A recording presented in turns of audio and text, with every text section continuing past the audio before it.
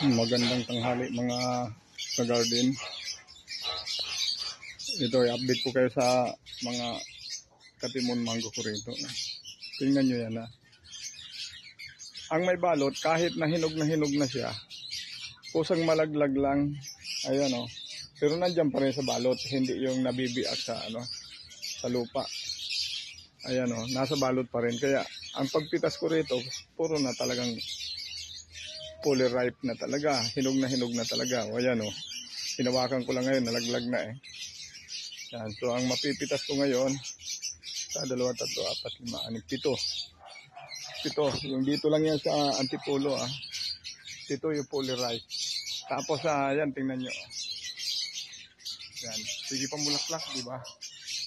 Ang dami pambulaklak. Ayan o. Ayan, nag-harvest na ako dyan pero sige pa rin, tuloy pa rin ang pambulaklak na. Ayan o. Ayan, di ba? May mga maliliit. Ayan, may maliliit, may bulaklak.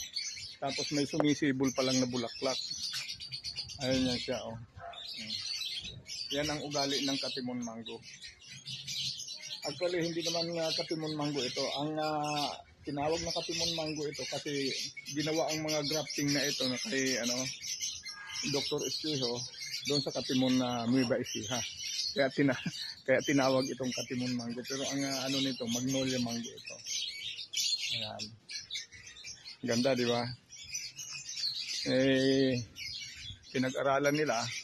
Ayun, ang ganda ng resulta. Kahit tag-ulan, namumulaklak. Ayan. Ang na lang, ang matibay sa sa ulan. Yun lang. Kasi yung iba naman, pagka sobrang dami ng bunga niya, kusa siyang nagbabawas. Parehas nitong isa na ito, ang dami ng bunga oh. Ayan. Ang dami ng bunga, tapos sige pa rin ang pambulaklak niyan. Kaya sige rin niya, nagbabawas din siya ng kusa. O ayan oh, yung mga nalalaglag. Ayan. Hindi na ako nag-i-spray ng pampakapit. Kasi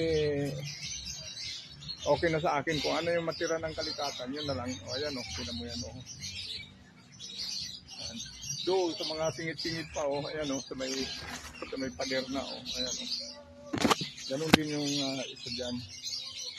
Ayan o. Puro bulaklak at saka bunga rin. May bunga. Ayan o, tingnan nyo yan, di ba nakakatuwa. Yan ang pamparelax pampatanggal ng pagod. Ayan o. Ayan. Pagka nakikita mo ganyan yung mga prutas mo, ayan o. Ayan o, kung saan lang nasibol, ayan o. Yung nasa ilalim lang ng o, yung sa taas. Ganyan yung ko rito, alaga ng mga mangga. Mababa lang para hindi mahirap manguha.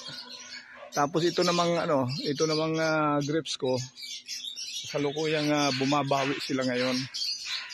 Ayan, bagong pruning ko yan. Ayan, naglalabasan na yung bulaklak. Ayan. Mga bagong pruning ito. Tapos nagbabawas na ako ng mga hindi ko kailangan na sanga. Ayan. Ang dito, North Black, Brazilian Hybrid, White Malaga.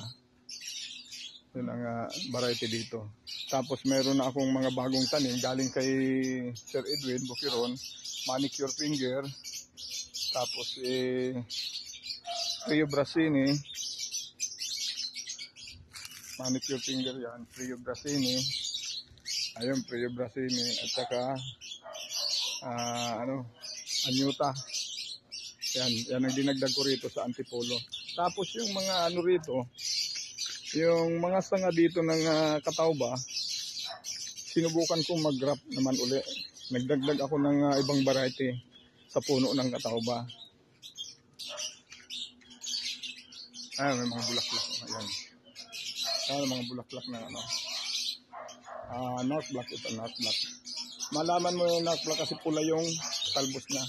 Pula at saka makintab. Yan ang ng North Black. Tapos ito naman yung mga dinugtong ko na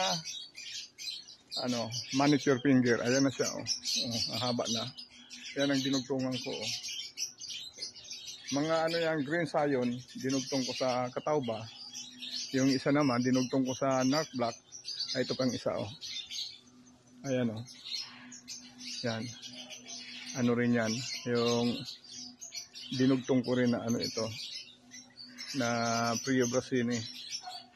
Prio Brasini, dinugtong sa Narc Black. Ay, sa Catawba. Catawba at saka Narc Black, yun ang pinagdugtungan ko. Tapos yung isa, ito naman nandito sa labas. Ayan yan siya, oh. Ito yung dinugtungan. Fruiting ito, may mga bunga yan siya, oh. May mga bulaklak. Ayan. May mga bulaklak. Ayan. Ang dinugtong ko rito ay ano ito yung anyota. Galing din kay ano ito, Sir Edwin na Bukiron, sa Irga, sa Bicol. Ayan, dinugtungan ko siya. Ayan, oh, solid na siya. Inounti-unti ko nang tanggalan ng plastic. Haba na ng ano, oh, ng sayo niya. Ayan, oh. Ang ganda na ng sayo niya. Dalawa yan.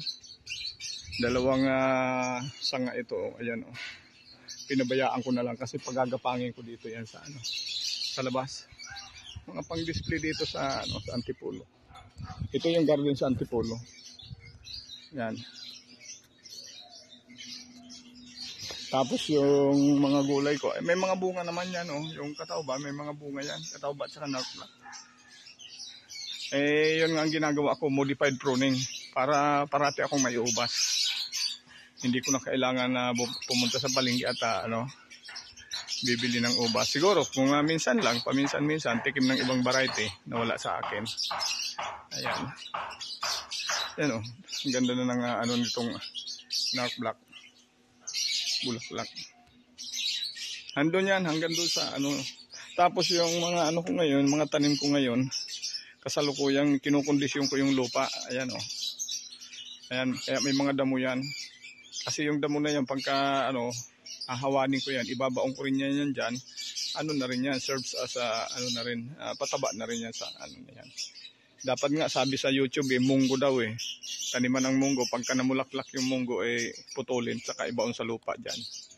Kasi napakagandang nitrogen daw yung munggo. Nitrogen, ibig sabihin yung ano yun, yung urea.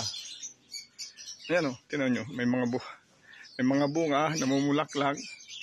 Kaya pagka ano, kuminsan nauubusan kami ng prutas, laba tayong ano, dessert. Sandali lang at kukuha ako. Yung pagpunta ko rito, pagbalik ko, mayroon na akong ano, prutas. It's either mangga o kaya ubas. Ganun ang nangyayari dito sa akin. So, salamat sa panunood mga kabayan.